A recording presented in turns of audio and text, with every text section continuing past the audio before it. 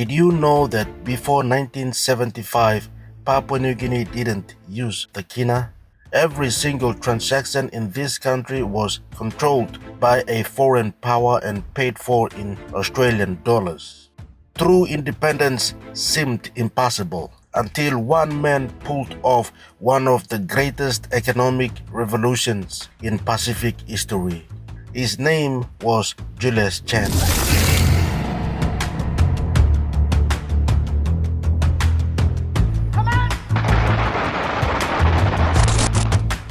As the nation's very first finance minister, he completely wiped out the foreign colonial currency system.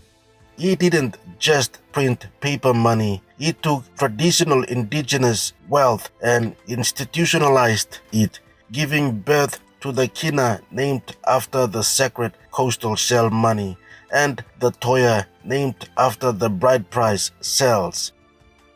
This is the story of the financial architect who fought to ensure that PNG's wealth belonged entirely to its own people. I was the finance minister, you can say. Somare was captain in his ship and he was pointing in that direction, and I was the chief engineer. So I had to go and start the engine to make sure we take over the Reserve Bank of Australia, to control the monetary policy of this country.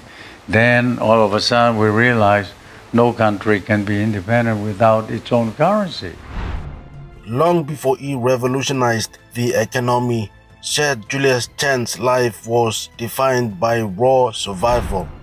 Born in 1939 on the remote Tonga Islands to a Chinese immigrant trader and a native New Ireland mother, his earliest memories were forged in the fires of global war. As a young boy, he endured the terrifying reality of the Japanese occupation, with his family being forced into a strict military labor camp in Namatanai, New Ireland. He witnessed firsthand the devastating toll of the conflict, losing his infant brother to the shock and deprivation of constant nearby Allied bombing raids. Under the Australian colonial administration that followed the war, he wasn't even recognized by his name in official records. He was assigned a serial number. But these early trials instilled a fierce determination to see his people gain true self-reliance. Even before Independence Day, as Finance Minister for Internal Finance, Chan realized that changing the currency wasn't enough. Local people needed to own the economy. He pioneered the groundbreaking Stret Passing Store scheme. This initiative provided commercial loans and business training to indigenous Papua New Guineans, allowing local families to buy out and manage retail shops that had previously been completely dominated by foreign expatriates. It was the birth of the nation's indigenous business class.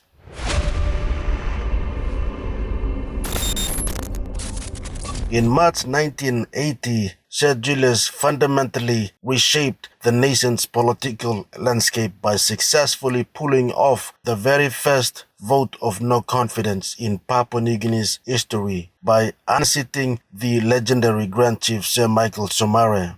Chan proved that power could change hands peacefully through constitutional law, paving the way for a dynamic multi-party democracy. He would serve 3 terms as Prime Minister, but his ultimate political trial came during his second term in the mid-1990s. After 2 days of looting and rioting in the streets of Port Moresby, Papua New Guinea appeared to be on the brink of political collapse.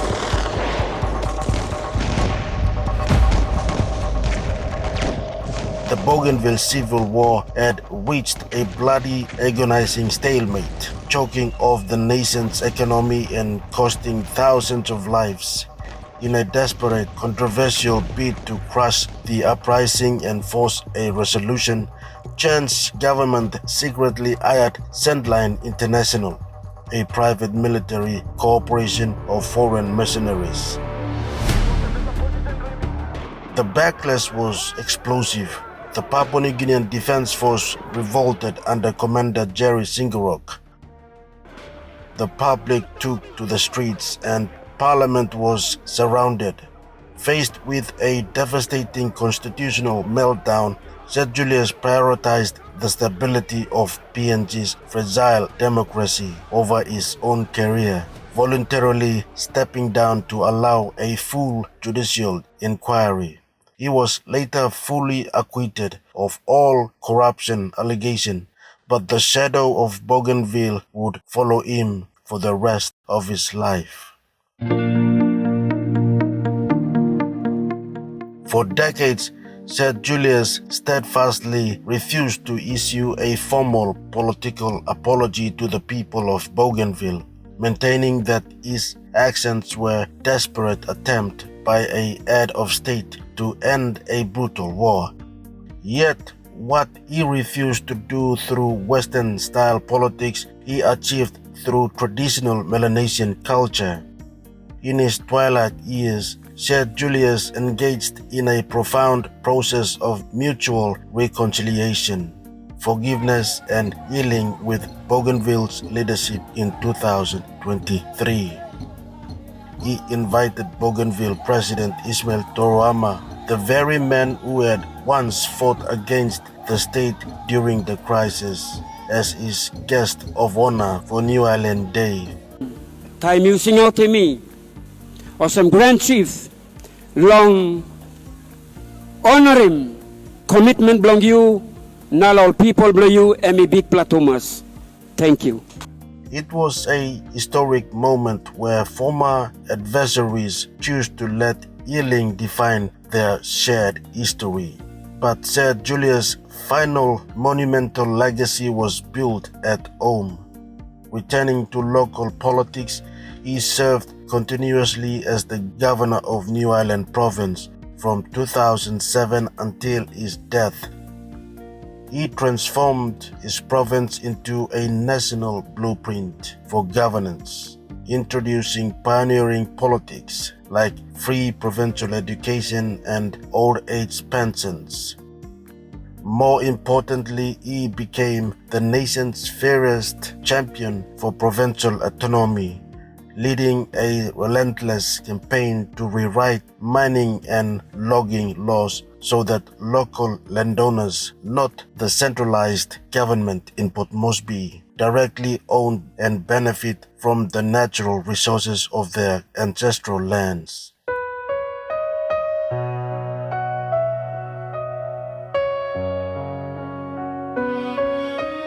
On January 30th, 2025, just months before Papua New Guinea marked its 50th anniversary of independence, the last man standing passed away peacefully at the age of 85. President Toroama himself honored him, declaring that Sir Julius was a statesman who refused to let the past dictate his legacy. Spanning over 50 years of public service, Sir J was a wartime survivor, a currency pioneer, an institutional reformer, and a founding father. He remains undisputedly a monumental pillar upon which the independent state of Papua New Guinea was built. Sir Julius Chan was a visionary leader who helped shape modern Papua New Guinea through his long service in politics and nation building. His story is part of the nation's history. Which historical figure would you like us to feature next? Let us know in the comments. Thank you for watching and we'll see you in the next video.